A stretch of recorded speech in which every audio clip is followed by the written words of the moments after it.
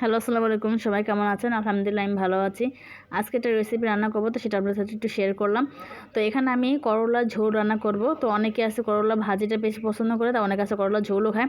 তো আমরা দেখা যায় সচরাচর করলা ঝোল ইলিশ মাছ দিয়ে রান্না করি। আমাদের ঘরে মাশাআল্লাহ সবাই এটা পছন্দ করে। তো এখানে আমি রেসিপিটার জন্য আমি এখানে পেঁয়াজ দিয়ে দিয়েছি, পেঁয়াজের ভিতরে দিয়ে দিয়েছি লবণ। এখানে আমি আদা রসুন ইউজ করবো না, কারণ আদা রসুন ইলিশ মাছে কোনো আদা রসুন দেওয়া লাগে না। তো এখানে আমি লবণ দিয়ে একটু পেঁয়াজটাকে নরম করে নিয়েছি, তারপর হলুদ করে দিয়েছি অল্প একটু, মরিচ করে দিয়েছি অল্প একটু। আর করলার তরকারি যেহেতু করলা, পেঁপে, লাউ এই ধরনের তরকারিগুলোতে দেখা যায় একটু হলুদ মরিচ কম দিলে কালারটা খুব ভালো থাকে। তো এখানে আমি অল্প হলুদ দিয়েছি আর অল্প মরিচ গুঁড়ো দিয়েছি, আর বেশি করে কাঁচামরিচ দিব তার জন্য। তো এখানে আমি কষিয়ে নিয়েছি, তারপর দিয়ে দিলাম ইলিশ মাছ। ইলিশ মাছের একটা মাথা, একটা লেজ আর দুটো পিস ছিল। তো এইগুলোতে আমি একটু আগে কষিয়ে নিব। তো যে তরকারিতে দেখা যায় মাছটা পরে দেওয়া হয়, তো সেই তরকারি মাছটা দেখা যায় আগে যদি একটু কষিয়ে নেওয়া হয়, তো দেখা যায় খাবারের টেস্টটা অন্যরকম হয়ে যায়, মানে ওই তরকারিটার টেস্টে অন্যরকম হয়ে যায়। তো ভেজে তারপরে রান্না করলে বা রান্নার পরে ভেজে দিলে দেখা যায় ওটার থেকে এইভাবে কষিয়ে তারপরে দিলে ওটা বেশি ভালো লাগে। তো এখানে আমি মাছটাকে আমি হালকা করে একটু ভেজে নিয়েছিলাম, তারপরে এখানে পেঁয়াজ মশলার সাথে একটু কষিয়ে নিচ্ছি। কষানোটা একদম ভালো করে কষিয়ে নিব, যত সুন্দর করে কষানো হবে ততই ভালো লাগবে। তো এখানে ইলিশ মাছে কখনো আদা রসুন দেওয়া হয় না, মানে ইলিশ মাছ দেখা যায় হালকা পাতলা ভাবে রান্না করলেই ভালো লাগে। তো এখানে কোনো আদা রসুন লাগে নাই। তো এখানে আমি দিয়ে দিয়েছি, আর এখানে কষানো হয়ে গেছে। তো কষানো হয়ে গেছে, এখানে আমি পেঁয়াজ সহ যে মাছের পিসগুলো আসলো তো সেগুলো একটু উঠে নিচ্ছি। আসলে খুরসুনের যে ইয়েটা ছিল একটু চিপার, তো দেখা গেলো যে এটা উঠাতে গেলে একটু সমস্যা হচ্ছিলো। আর আরেক হাতে ছিল মানে মোবাইলের ক্যামেরাটা, তো এইভাবে এক হাতে উঠাতে যে দেখা সমস্যা হচ্ছিল। তো যাক, সবগুলো এইভাবে উঠিয়ে নিব। আর যে মশলাটা থাকবো ওটার মধ্যে আমি কেটে রাখা আলু আর করলা দিয়ে দিব। করলাগুলো ছিল একদম কাঁচা কাঁচা সবুজ, আর সাথে আমি দুটো আলু দিয়ে দিয়েছি, আলু না দিলে ভালো লাগবে না। তো এখানে যে মশলাগুলো ছিল, এই মশলার সাথে আমি আলু আর করলাগুলো সুন্দর করে ভেজে নিব, কষিয়ে নিব।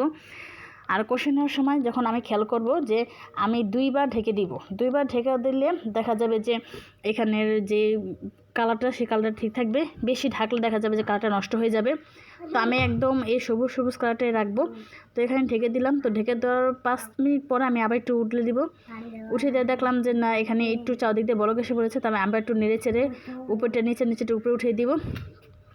এভাবে নাড়াচাড়া দিয়ে তারপর দিয়ে দেবো কতগুলো কাঁচামরিচ। যেহেতু আমি হলুদ গুঁড়ো, মরিচ গুঁড়ো কম দিয়েছি, বেশি করে কাঁচামরিচ দিয়ে রান্না করব। আর সে কাঁচামরিচ দিয়ে রান্না করে দেখা যায় কালারটা খুব সুন্দর আসে। আর বেশি মরিচ ইউজ করলে দেখা যায়, মানে মরিচের গুঁড়ো ইউজ করলে দেখা যায় কালারটা নষ্ট হয়ে যায়, লাল হয়ে যায়। আর বেশি করে কাঁচামরিচ ইউজ করে দেখা যায় সবুজ সবুজ থাকে। তো আমি আবার ঢেকে দিব। তো এসে আবার 10 মিনিট পরে আমি ঢাকনাটা উঠিয়ে দেখবো যে একদম মানে আধা আধা সিদ্ধ হয়েছে। তো আলুটা আর করলাটা আধা সিদ্ধ হয়েছে। তো এই পর্যায়ে আমি আর ঢেকে দিব না। এই পর্যায়ে আমি চুলার আঁচটা মিডিয়ামের থেকে একটু বাড়িয়ে রাখবো। আর বেশি বাড়িয়ে রান্না করে দেখা যাবে যে করলাটা একটু মানে বেশি সিদ্ধ হয়ে যাবে, আর বেশি সিদ্ধ হলে দেখা যাবে যে একটু তেতো তেতো লাগবে। তো এই টাইপের এইভাবে রান্না করে দেখা যাবে তরকারিটা বেশি তেতো হবে না, হালকা একটু হবে, যেহেতু করলা জাতি তেতো, তো হালকা একটু লাগবে। আর আমার এই সবুজ কালারটাই থাকবে, আমি আর কোনো ঢাকা দেবো না। তো এইভাবে অনবরত নাড়াচাড়া দিয়ে রান্না করে নিলাম। তো এখানে মাংস দিলে এখানে প্রায় অনেকখানি সিদ্ধ হয়ে গেছে, প্রায় 90% সিদ্ধ এখানেই হয়ে গেছে কষানোর মধ্যে। তো যেহেতু আমি করলার ঝোল রান্না করব, তো সেহেতু আমি করলাতে বেশি করে পানি ইউজ করব, যেহেতু এটা ঝোল তার জন্য।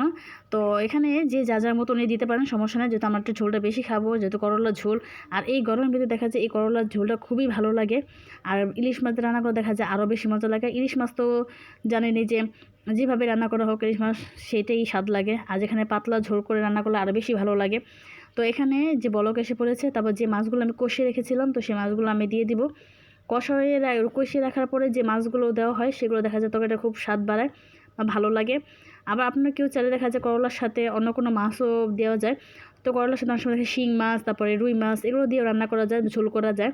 তো খারাপ লাগে না, ভালোই লাগে। আর এই গরমের ভিতরে দেখা যায় করলা ঝোলটা শরীরের জন্য খুবই উপকারী। আর এইভাবে রান্না করে দেখা যায় পাতলা একটা ঝোল খেতে ভালো লাগে। তো এইভাবে আমি নাড়াচাড়া দিয়ে সুন্দর করে রেখে দিয়েছি। তো যতটুকু পর্যন্ত ঝোল রাখবে, তো সেই অনুযায়ী তো আমি এখানে আরেকটু বড় আসা পর্যন্ত রাখবো, তারপর চুলোটা অফ করে দিব। তো এখানে ফাইনালি এখন আমি চুলোটা অফ করে দিব। তো এই যে আমার ফাইনাল লুক এটা হয়েছে। তো এখানে ঝোলটা হয়তো কম দেখা যাচ্ছে ভিডিওতে, তো মোটামুটি আমি ভালো ঝোলে রেখেছি, যেহেতু করলা ঝোল খাবো, ঝোল না রাখলে হয়। তো রেসিপিটা দেখতে কেমন হয়েছে আর আপনাদের কাছে কেমন লাগলো সবাই লাইক করে আর কমেন্ট করে জানাবেন। আর যদি নতুন কেউ হয়ে থাকেন এটা সাবস্ক্রাইব করে যাবেন। আপনারা সবাই আমাকে সাবস্ক্রাইব করে পাশে রাখবেন।